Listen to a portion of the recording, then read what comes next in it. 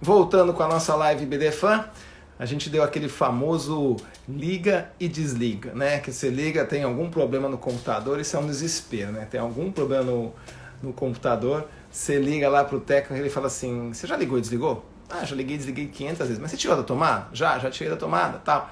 E volta e meia dá esse tipo de problema. Então quero saber se vocês estão conseguindo me ouvir aí, para a gente ver se o problema é na nossa live aqui ou é especificamente na do professor Rolf. Vivi da Mota, beijo para Vivi da Mota, minha querida amiga, Sabrina, Sandra, Vladimir Lei, No Limits for Life, Maritza Franklin, beijão para Maritza, minha querida amiga Maritza, a Gli Carvalho, Juliana, ó, o pessoal tá me ouvindo, eu tô esperando aqui entrar agora o professor Rolf. O professor Rolf entrou, então vamos lá, ó. Joyce, beijo para Joyce, obrigado pelo retorno aí. Vamos adicionar, tá entrando agora, Cris Picone, a Fê. Vamos lá. Professor Rolf, tudo bem? Tudo bem. Vamos aproveitar, porque eu não sei quando é que isso aí vai desaparecer de novo. Não, tá funcionando. Estamos te vendo aí, sua imagem tá boa. Vamos ver os nossos participantes, eles estavam vendo bem. Agora quero saber de vocês. A Laide Monteiro de Salvador, Helene Costa estão dizendo que está travando. Interessante, né? Samia, Não aparece. Le Acho que é uma Rams, sobrecarga. Fátima, Kelly, Jacilene. Estou vendo aqui, Rolf, o pessoal para responder para a gente. Estão dizendo que tá bom. Tem alguns que alguns estão tendo alguma dificuldade, mas agora estão dizendo a resposta é que tá bom. Tudo bem, Rolf? Prazer te Tudo receber bem. aqui. Obrigado. Muito bom a gente ter essa oportunidade de falar com você, de aprender. Eu falo que o Rolf é um dos nossos grandes juristas aqui, meu grande professor. Aprendo muito com o Rolf. Tem duas obras fantásticas aí. Tem várias obras fantásticas, né? Mas agora o Direito de Família, o Direito das Sucessões, que leitura obrigatória para quem quer que pretenda aprender o direito das maiores cabeças do nosso direito. E é o que eu falei antes, uma grande figura humana, meu querido amigo, meu padrinho, né? Quem eu agradeço por aceitar o nosso convite. Você está bem, Rolf? Eu estou bem, agradeço o convite aqui, mas daqui a pouco eles vão desconfiar que nós somos amigos íntimos aí. Mas nós somos, né? Somos, acho que é por isso que então tem tanta adjetivação. Né? Mas Então tá bom. obrigado pelo convite e pelas palavras. Obrigado por você estar aqui. Vamos falar do seu tema, então? O que é que a gente poderia começar falando agora, Rolf? O que você tem aí em mente para a gente começar a discutir? Como é que fica essa questão da nossa guarda compartilhada nesse momento tão complicado? O que é que a gente tem para trazer aqui, essas dificuldades da convivência? Qual a sua opinião sobre esse tema? Está vivendo esses problemas no escritório? Como é que a gente pode trazer algumas discussões aqui que ajudem os nossos associados, pessoal que está assistindo a nossa live, Rolf? Bom, a gente prometeu falar sobre a guarda compartilhada antes, durante e depois da Covid-19. Né? Então, acho que a gente pode começar falando um pouquinho de antes, porque, tecnicamente, nós nunca tivemos guarda compartilhada. Né? Só existe guarda compartilhada, todos sabem, quando o casal vive sob o mesmo teto, porque aí, então, o exercício da guarda compartilhada é algo que ocorre ao natural, porque pai e mãe, ou pai e pai, mãe e mãe, se encontram dentro do mesmo teto e tratam de levar a vida dos filhos, de educá-los e formá-los para a idade adulta. E, aliás, então, acho que também é um ponto inquestionável que aqueles casais que não coabitavam nunca tiveram uma guarda compartilhada. Então, quando nós falamos em guarda compartilhada, nós estamos falando de um tempo, de um momento, de um movimento que surgiu na Europa e que de lá veio para o Brasil e que nasceu dos pais que se separavam, que se divorciavam e que buscavam no compartilhamento da guarda, entendendo que aí deveria existir uma divisão igualitária de tempo. E esta era a ideia e a noção desenvolvida por esses pais divorciados, desse movimento dos pais divorciados na Europa, que queriam, então, conviver mais tempo com seus filhos para poderem, exatamente, participar da educação e da formação dos filhos. Porque nós todos conhecemos a guarda como era antes, unilateral, essa guarda unilateral excluía o genitor, o pai, em regra, da convivência, da educação, da formação dos seus filhos. E isso, Rolf, então, foi o drama. só um minutinho, Rolf. Tem alguns dos nossos espectadores aí que estão dizendo que está travada a imagem e outros já disseram o seguinte: sai e entra de novo no Instagram, que daí volta bem. Porque para mim está aparecendo, para muitos está aparecendo, estão mandando a mensagem que está aparecendo, outros estão dizendo que está travando o áudio. Então, tenta dar uma saidinha e volta como a gente fez, porque a maioria está dizendo que está dando certo. Desculpa, Rolf, só tentando resolver os Eu não problemas consegui técnicos. voltar, né? Então vamos lá, Rolf, pode continuar. Desculpa a interrupção. Continuamos? Continuamos, pode continuar. Bom, eu vejo aí que muita gente reclama que está congelado.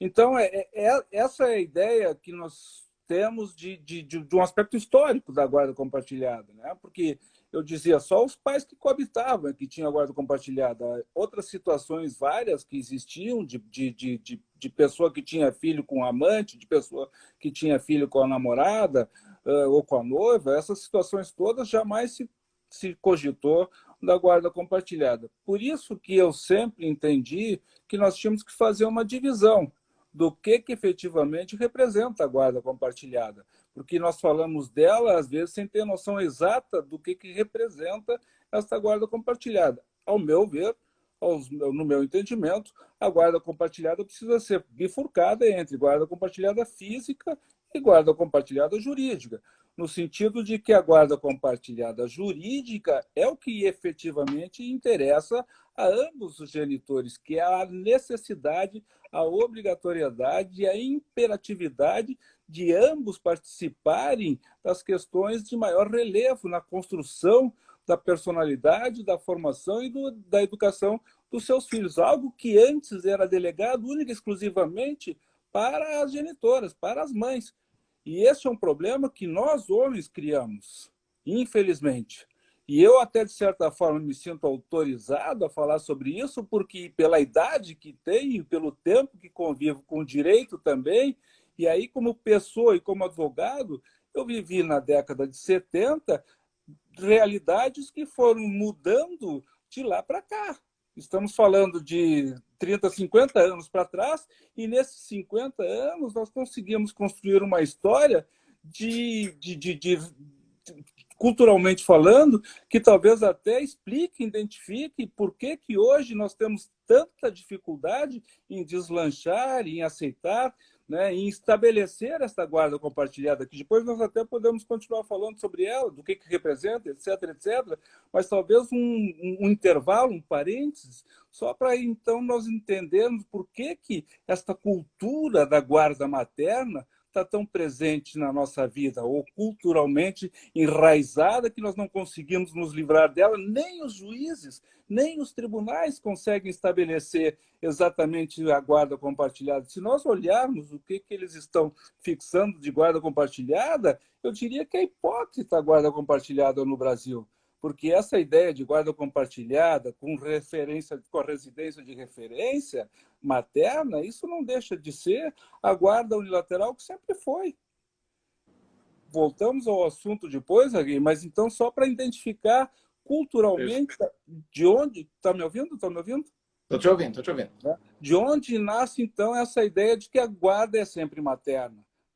Então, lá na década de 70, eu dizia o que acontecia. Bom, na década de 70, havia uma pressão social enorme, extrema, e as pessoas que namoravam, que eram noivas, elas não tinham vida sexual como se tem hoje, liberdade absoluta nas relações sexuais. Naquela época, a sociedade fazia uma pressão enorme e que os americanos chamavam de ponta de escopeta, ou seja, quem engravidasse a namorada ou a noiva teria que casar com uma escopeta apontada para ele, porque isso, então, se ele não casasse, desonrava a mulher que era execrada da sociedade. Mas naquela década de 70 e nos anos 80, os homens se comprometiam com o casamento e efetivamente casavam. E casavam não porque estavam apaixonados e queriam ter uma vida a dois, casavam porque tinham o compromisso da gravidez e do nascimento de um filho que quem não conseguiu abortar levava adiante uma relação de família constituída, porque, inclusive, também não existiam os métodos abortivos, né, ou de controle de natalidade. E aí, então, esse período foi um período que quem não casasse, quem não honrasse a promessa do casamento, acabava a mulher ficando com a custódia dos filhos. Posteriormente, surgiu um segundo momento, um segundo movimento, em que os homens, porque aí já havia um controle da natalidade, etc. e tal, aí os homens eles já não se incomodavam e já não cumpriam, não honravam mais a palavra. Né? Então, as mulheres queriam ter vida sexual, tinham medo de não ter vida sexual e perder o namorado ou o noivo, arriscavam a vida sexual e nesse risco, às vezes, engravidavam, mas os homens já não se comprometiam mais com o casamento. E abandonavam as mulheres que tinham filhos contra o interesse ou contra o plano de relacionamento que ambos tinham. Mas, de novo, o que eu quero destacar é que, mais uma vez, então, os filhos que vinham dessas relações, mais liberdade sexual, os filhos que nasciam ficavam de novo com a guarda materna.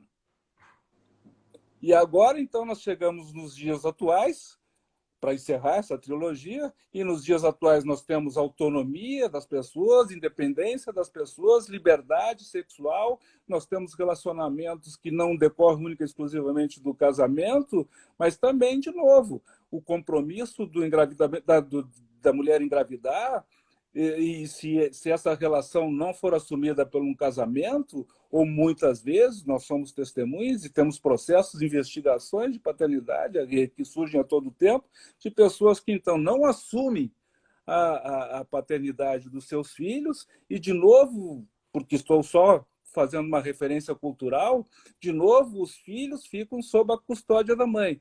E é sob a custódia da mãe que também o desenvolvimento profissional entre o homem e a mulher tem claras diferenças. Né? Apesar da Constituição Federal determinar que ambos têm igualdade de direitos na prática, na vida profissional, nós todos sabemos que não é bem assim, que a dedicação da mulher aos cuidados dos filhos é muito maior do que os cuidados que o homem deve ter. Claro que existem as exceções, claro que existem homens que são muito mais mães do que pais, mas não é a regra geral. A regra bem geral... a exceção, né? Como? É bem a exceção, né? Então, quem é que se sacrifica? E culturalmente, para a sociedade, quem é que aceita esse sacrifício? Basta a gente verificar. Um pai que não assume um filho, a sociedade não vai execrá-lo. Mas uma mulher que talvez quisesse investir na vida profissional dela, viajar, etc. e tal, e engravidou e teve um filho, se ela rejeitar o seu filho, se ela entregar essa guarda para o pai, a sociedade, até os dias de hoje, vai execrá-la, porque vai olhá-la com um olhar diferente, porque não vai entender por que uma mãe pode abandonar ou entregar a guarda dos seus filhos ao pai. Então, isso não quer e não significa dizer que eu não sou adepto da guarda compartilhada, porque nós nem começamos a falar a respeito dela.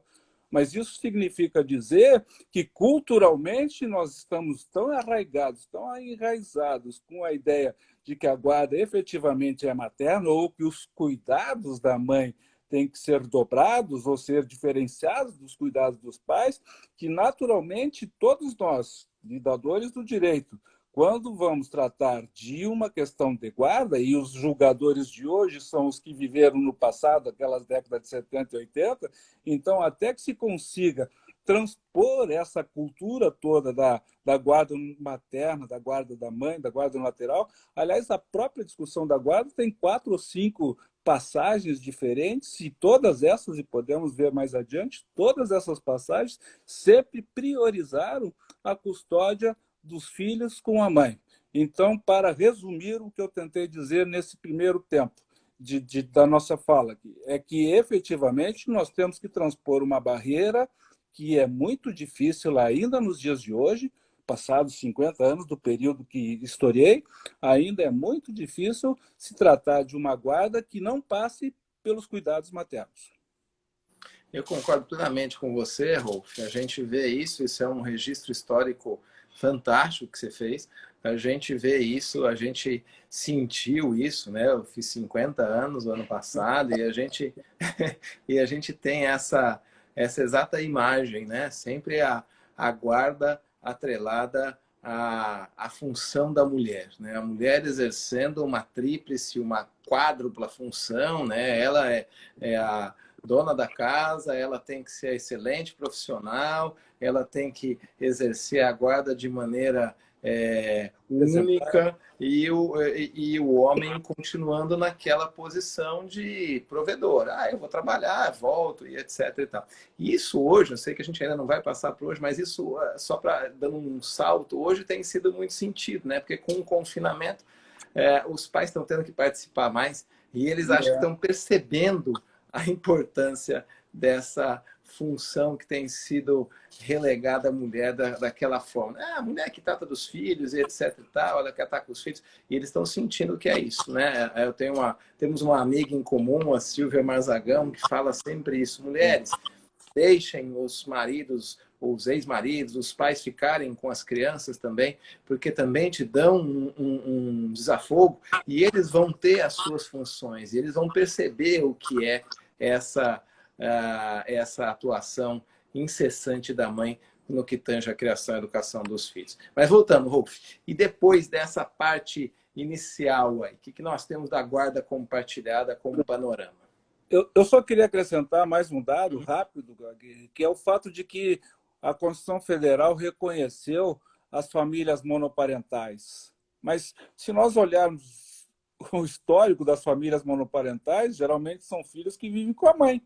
Mães que tiveram filhos, mães solteiras, mães que o noivo abandonou, mães que o namorado abandonou, e assim por diante. Poucas são as famílias monoparentais de pais viúvos, que a mãe faleceu, etc. e tal.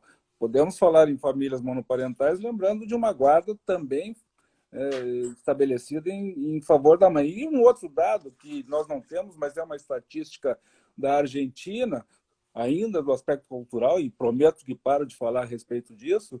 Por Não vai? exemplo, Importante. fizeram um levantamento na Argentina e concluíram que 40% dos pais que se separam, 40% dos pais que se separam, nos primeiros 5 anos da vida da separação, pós-separação, eles, em regra, em média, visitam os filhos uma vez por ano.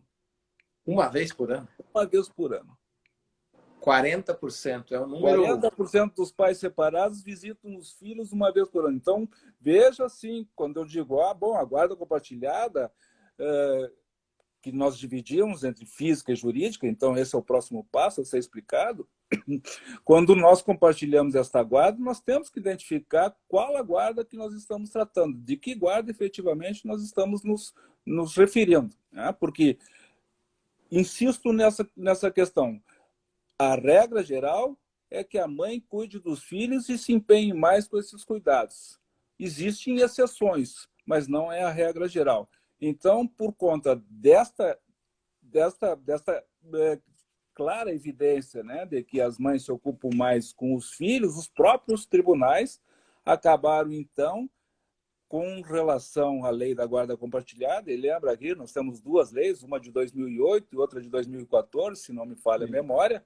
Isso. E por que nós temos 2 leis? Nós somos o único país que tem 2 leis para tratar do mesmo assunto. A primeira lei foi feita no sentido de que se desenvolvesse uma paridade de tempo de permanência com os filhos. E logo os tribunais, deve te recordar, logo os tribunais disseram, olha, se não existe coesão entre pai e mãe, se não existe harmonia, se eles não conversam entre si, não tem como estabelecer uma guarda compartilhada, então a guarda continua sendo unilateral. E aí aquele movimento dos pais separados, né, reacendeu e reivindicou e levou lá mais 6 anos até que surgisse a segunda lei da guarda compartilhada, que é a de 2014, que então estabeleceu que a guarda sempre será compartilhada. E que só não será compartilhada se expressamente o pai disser que não o quer. Né? Então, aí é que começam a surgir as nossas dificuldades, porque esse movimento dos pais divorciados era exatamente no sentido de que eles tivessem a divisão igualitária de tempo. Por 2 motivos. Porque assim participariam da construção da identidade, da personalidade, da formação e educação dos seus filhos, e porque também alguns evitariam a alienação parental. Mas o ideal de guarda compartilhada, no meu modo de pensar, é o fato, tem muita gente reclamando que está travado aí, viu, Agui? Eu estou recebendo Mas a gente vai ter que fazer, porque isso é uma questão da tecnologia, é uma questão do é, Instagram. Alguns estão só ouvindo é, as suas belas palavras e não estão vendo a imagem. Mas bom, você não eu vou perde gravar. nada. Não, eles estão perdendo, né? Eu vou gravar, a gente vai gravar e vai disponibilizar a live depois. Alguns estão dizendo que está ótima a imagem, estão dizendo para a gente continuar e estão usando como podcast, só ouvindo, e eu acho que está sendo muito bom. Infelizmente, é algum problema, alguma inconsistência que está tendo no Instagram e a gente não tem Não acesso. tem. Tentei mexer no que dava aqui. Vamos continuar, Rolf, está ótimo. Estamos Até tendo... porque daqui a pouco nós dois podemos desaparecer também, né? É Travado verdade. congelar aí, né? Continua, Rolf, fique tranquilo. Então, acho que nós precisamos fazer essa divisão entre guarda física e guarda jurídica. Eu estabeleço que guarda física é a divisão igualitária do tempo, que as leis, as duas leis, nenhuma estabelece como é que se faria essa divisão. Se seria 15 dias para cada um, 3 dias da semana e 4 para o outro, na semana seguinte inverte, aquele ficou 3, fica 4 dias, etc. e tal, um semestre, um mês. Ou seja, a guarda compartilhada de divisão de tempo pode ser a mais variada possível, mas em nenhum momento o legislador cogitou de regulamentar essa divisão física do tempo de permanência de cada genitor com seus filhos, que não é o ideal, no meu modo de pensar, porque não é a quantidade de tempo de permanência dos pais que vai estabelecer o melhor interesse dos filhos. O que importa é a qualidade desta relação. E a qualidade desta relação está justamente no fato de que os pais precisariam ter consciência de que eles têm necessidades em prol dos filhos de comungarem esforços no sentido de que eles compartilhem.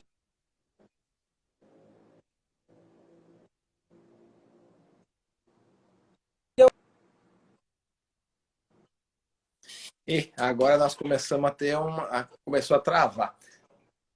É. Rolf travou Bom, um pouquinho, mas vamos tentar continuar. Começou a travar o uhum. seu som agora. Vamos tentar. A gente teve algum problema que está acontecendo aí no Rio Grande. Com a Berenice também teve umas travadas aí. Né? Mas agora vamos ver se a gente te ouve. Pode continuar, Rolf. Se travar, eu te aviso. Vamos Bom, voltar. para quem não ouviu, eu estava falando da questão da guarda física e da guarda jurídica. A guarda física é a divisão de tempo e a guarda jurídica é a divisão, é o exercício, melhor dizendo, é o exercício conjunto da educação e da formação dos seus filhos. Esta que era a consciência que todos os pais devem ter. E a guarda compartilhada jurídica, ou juridicamente falando, é o exercício conjunto do poder parental, da responsabilidade parental. Isso tem 4 artigos do Código Civil, Agui, que dizem que, em hipótese alguma, quem se separa ou se divorcia, salvo que crie situações de dificuldade direta para os filhos, mas quem se divorcia, sob hipótese nenhuma, perde o poder familiar sobre os seus filhos. Tem 4 artigos, em algum lugar eu tenho anotados, até posso citar, é o 1579, o 1588, o 1632 e o 1636. Esses 4 artigos dizem exatamente a mesma coisa. Se os pais se divorciarem, não perde o exercício do poder familiar. Aliás, esse é um direito dos filhos. Portanto, não há o que ser falado em guarda compartilhada, porque a guarda compartilhada jurídica é decorrência natural da lei. O que acontece, às vezes, é que um ou outro genitor que fica com a custódia física do filho cria embaraços, empecilhos para o exercício dessa guarda compartilhada. E esse ou aí é que começam os nossos problemas, porque eu sou francamente a favor da guarda compartilhada e não encontro quem não o seja. A dificuldade que eu encontro é a confusão que às vezes as pessoas fazem, imaginando que compartilhar a guarda seria só dividir o tempo de permanência, e isso eu dizia, antes de travar, que não era salutar para os filhos, porque alguns chamam de crianças mochila, outros chamam de crianças pêndulo, mas não sei se exatamente o filho ficar 15 dias na casa de um e 15 dias na casa do outro seja o ideal para este filho.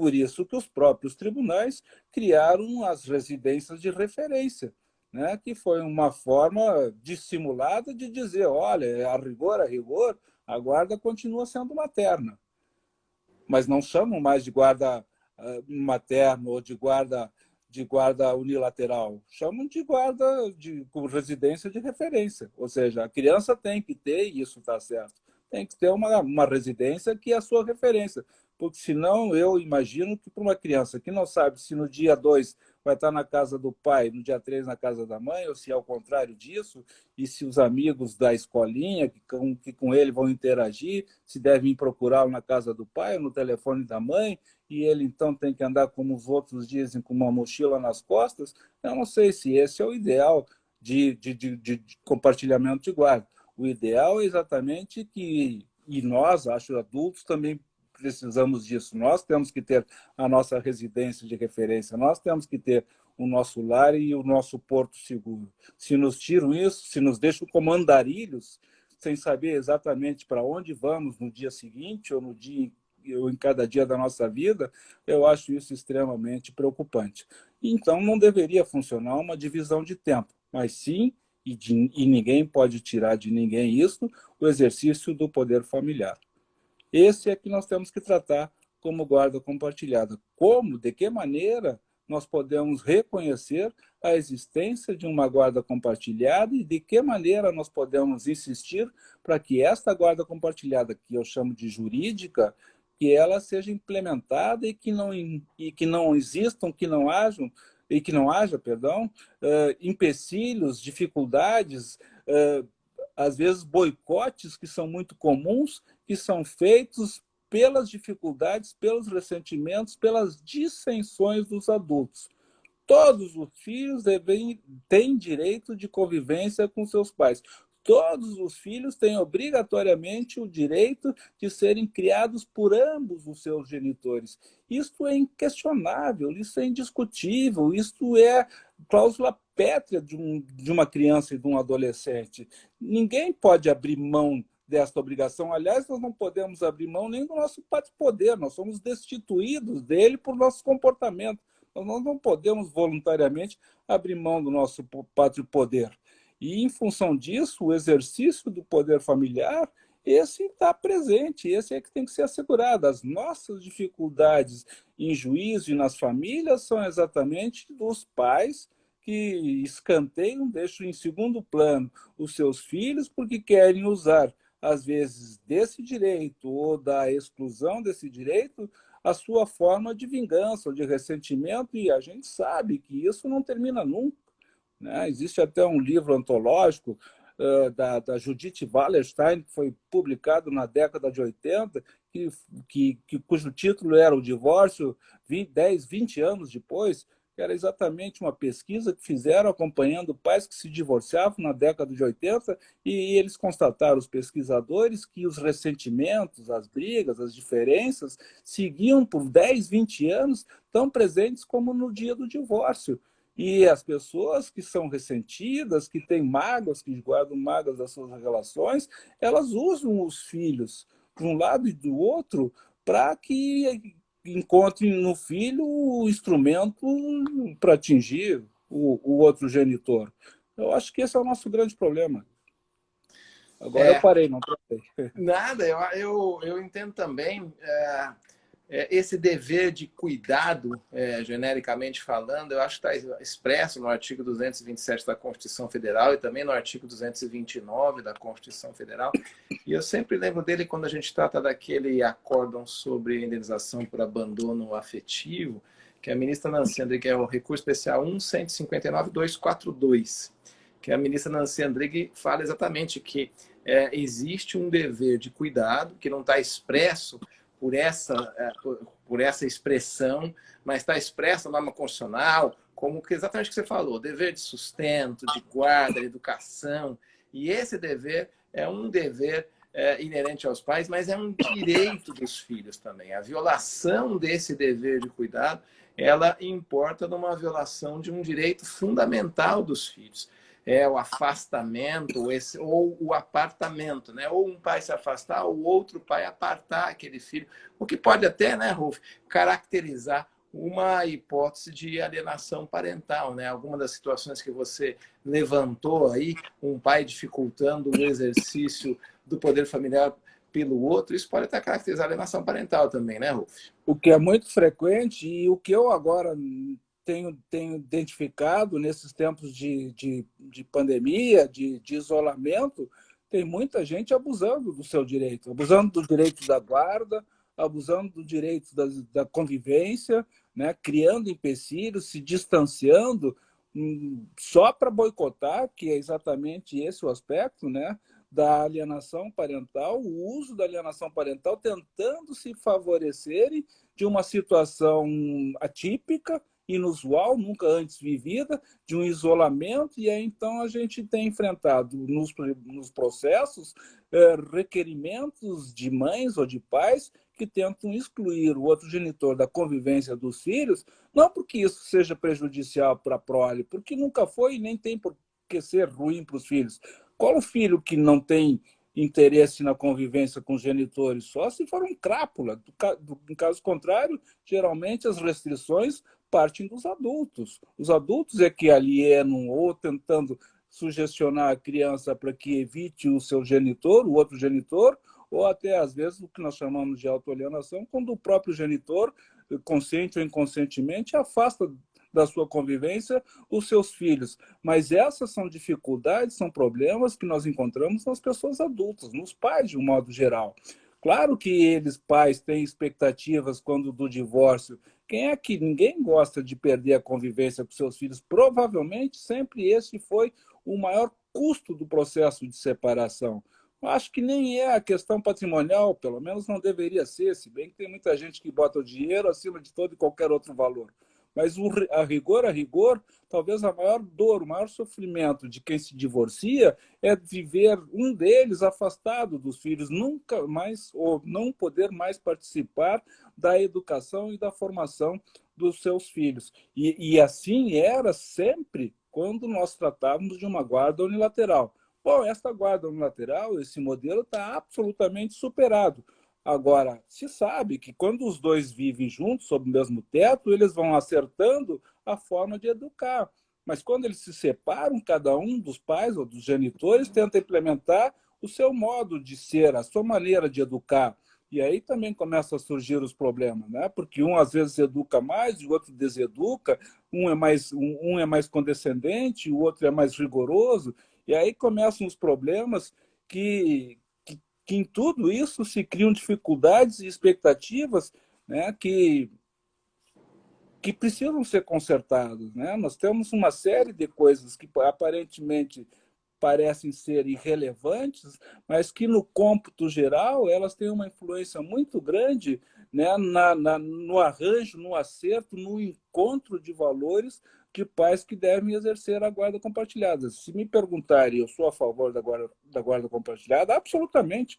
Mas numa guarda compartilhada de formação, de educação, de criação e também de convivência. E também de convivência.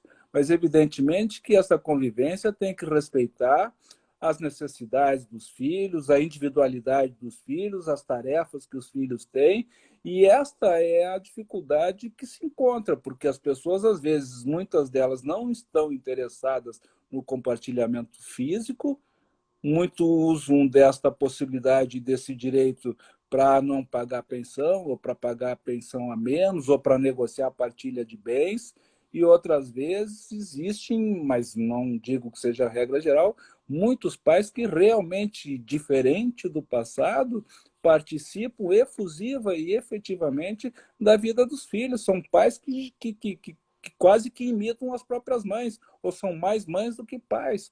E esses têm que ser reconhecidos, têm que ser respeitados. Aí falta uma conscientização muito grande, não só dos brasileiros, mas, de um modo geral, de todo ser humano.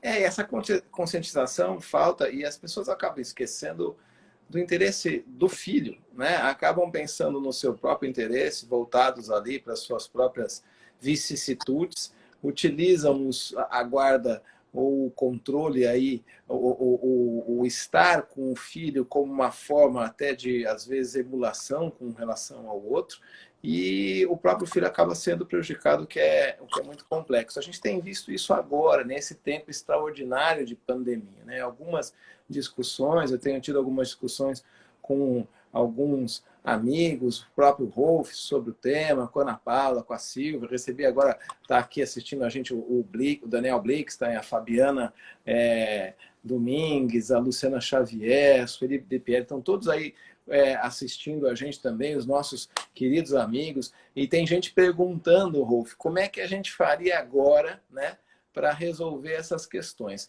Agora, a questão da convivência está um pouco dificultada, obviamente, pelo confinamento, mas também não pode ser instrumento de emulação, né? Não pode ser instrumento prejudicar essa convivência que é essencial entre os pais. E eu tenho ouvido, inclusive, de várias das mulheres que são minhas amigas, operadoras do direito, etc. e tal, que o pai tem que conviver mesmo. O ideal não seria suspender a convivência quando possível, porque ele também tem que participar dessa relação e não simplesmente deixar voltar para aquela situação que você falou de 50 anos atrás. Deixa todo o encargo nas costas da mãe, né? Tem pai dizendo aí que, em razão do coronavírus, não vou visitar o meu filho, e simplesmente rompe essa hipótese. É lógico que se as pessoas estão em cidades diferentes, localidades diferentes, tem que ir de avião e etc., ficar num flat, aí a gente vai ter que suspender pelo bem-estar do filho e do próprio pai que vai exercer essa convivência. Agora, se estão na mesma localidade, tem essa possibilidade, a gente também não pode simplesmente partir para suspensão. O que você acha, Rolf? Não, eu concordo, Gagui. O que acontece? Aqui no Rio Grande do Sul, a maioria dos despachos, ou quase totalidade dos despachos, tem sido no sentido de suspender o contato físico do genitor, digamos, que não tem a residência de referência. Então, que fiquem os filhos.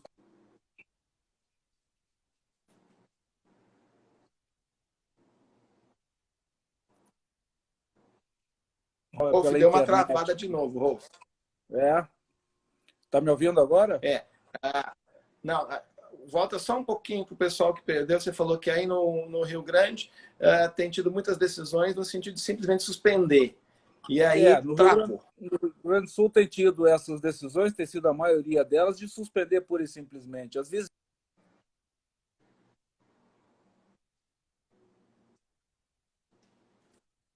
Travou de novo, Rolf. Bem na hora que você ia.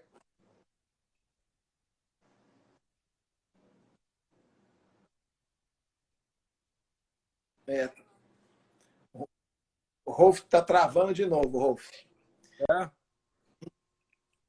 Infelizmente, no fim agora da nossa live, começou a travar de novo o seu som. Sua imagem está travando um pouco também. Mas tá o som agora estão me ouvindo ou não? Agora estou te ouvindo. Bom, então vamos tentar restabelecer o que eu dizia. Estão suspendendo as visitas, né? Diferentemente de outros estados. Não me parece que seja a melhor solução, pura e simplesmente suspender todas as visitas e trocá-las por visitas telemáticas, por vias, né, eletrônicas, ou tentar depois compensar essas visitas num outro momento. Eu acho que, a bem dos filhos, que são a prioridade, tem que se estudar caso a caso. Ou seja, aliás, até tem uma justificativa. Eu acho que aqui no Rio Grande do Sul aconteceu aquela situação que logo no começo da pandemia permitiram autorizar a viagem de uma criança e que chegou a entrar no avião com a mãe, os dois estavam com coronavírus e aí suspenderam na última hora. Não sei se lembra dessa história. Lembro. Então, juiz e desembargador aqui autorizaram a viagem e foi a maior furada, o maior erro jurídico, digamos assim, que autorizaram que duas pessoas infectadas viajassem e isso causou um tudo que se quer evitar, né?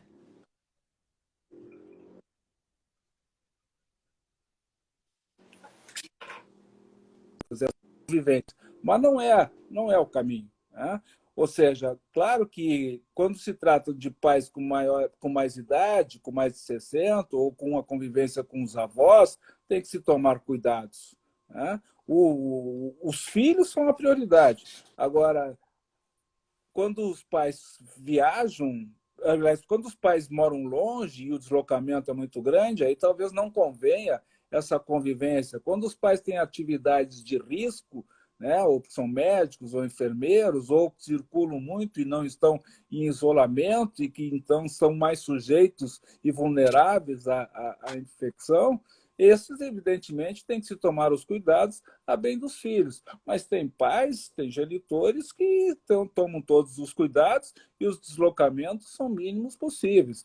Esse, na medida do possível, desde que não afete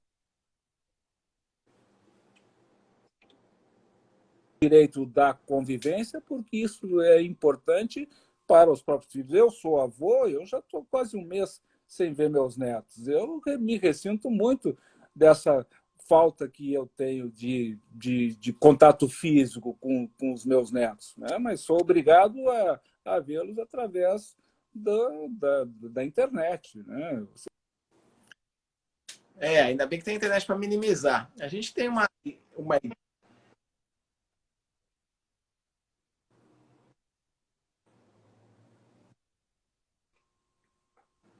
Começou a travar de novo, Rolf. Agora estou te ouvindo. Tá travando bastante agora. É, Tá me ouvindo? Tá.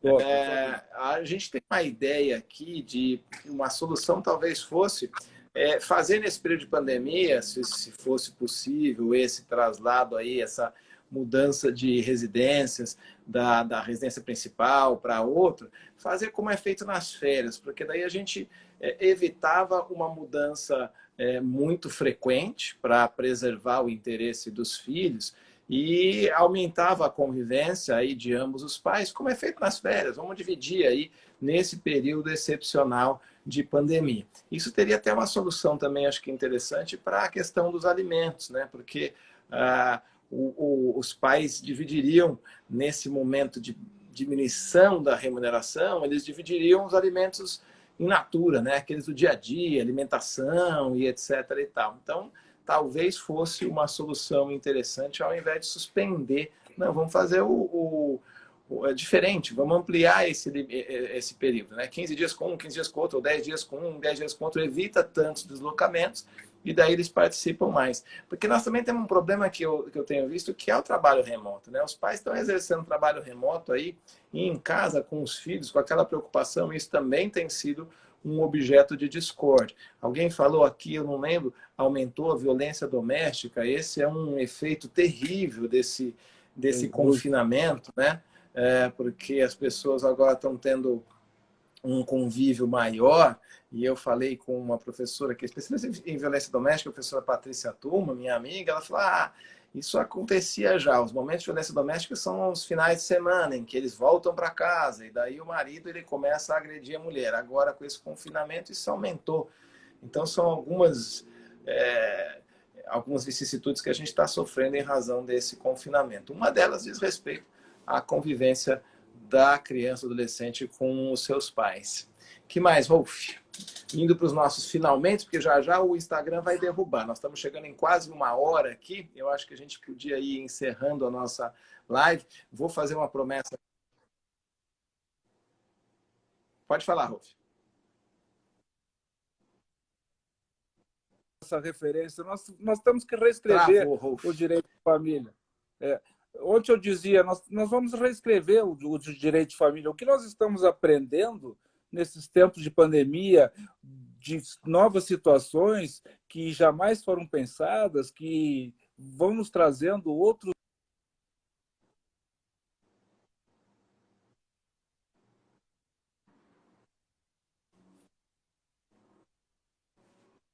com sobra disso, porque há um aprendizado novo que vai nos ser muito útil na hora de reescrever as nossas relações pessoais.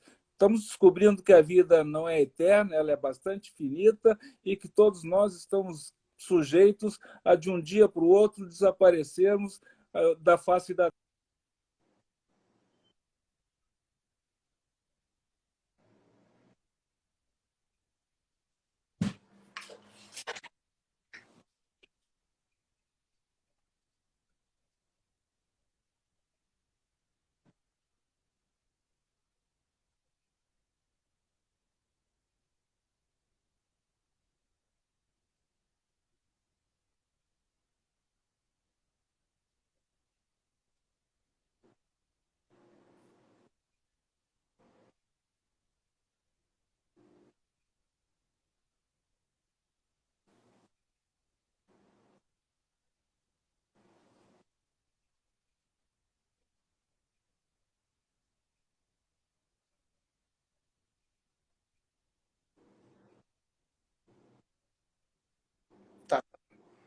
Tá travando, Rolf. Nós deveríamos usar o nosso tempo para construir um mundo melhor para os filhos. Travou tudo que eu disse, não? E agora, está me ouvindo ou está travado? Agora estou. Eu gostei. Usar o nosso tempo para construir um mundo melhor para os nossos filhos, para os nossos netos, né? Essa pandemia nos faz refletir no desperdício do nosso tempo para outras coisas que não eram voltadas para o bem do ser humano, né? Para o bem dos nossos próximos e também para o bem do outro. Eu acho que isso é muito importante que a gente tenha que refletir. E como você falou, pensar numa reconstrução, num novo direito de família pautado mais por solidariedade, por afeto, por preocupação com o outro. Eu acho que isso é importante. Por fraternidade, é isso que nós temos que descobrir. Acho que essa é a nossa tarefa. Nós que lidamos e gostamos do direito de família,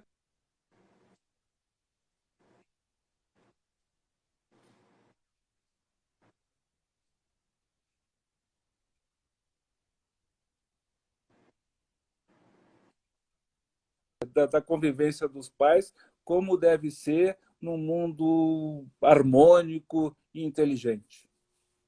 Travou? É isso, Wolf. Eu vou agradecer muitíssimo a sua participação. Vou acabar encerrando, está travando muito agora.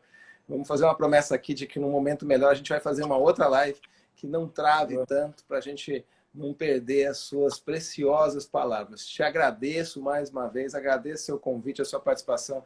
Agradeço a todos aí que se manifestaram. A Silvia nos trouxe uma informação de que na França e na Itália o decreto de confinamento permite, tem uma das exceções em que ele vai permitir, porque eles estão obrigados mesmo a ficar em casa, né? A autorização, tem que ter uma autorização expressa para sair de casa, e uma autorização para sair de casa é dividir essa convivência, dividir por períodos iguais a convivência dos pais com os filhos. Então são coisas que a gente tem que buscar. Um beijo para todos aí, agradeço ao Rolf mais uma vez, beijo para os nossos amigos, o Suetônio entrou agora, estava aí, eu vi ele agora, a Suetônia aparecendo, a Dani Mucilo, a Alexandra, minha querida amiga do Rolf também. Estamos aqui com um monte de gente, eu estou agradecendo a todos. Passo para as palavras finais do Rolf. Nós vamos encerrar segunda-feira uma live com o Rodrigo e com a Berenice, na segunda-feira às 19 horas. Rolf, muitíssimo obrigado. Passo para as suas palavras finais aí. Obrigado, Rolf. Ouviu, Rolf? Acho que travou.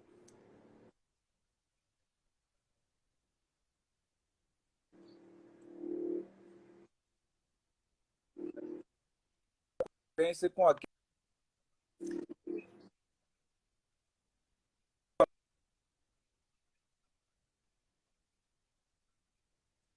Ou travou? Entendi. Obrigado, Rolf.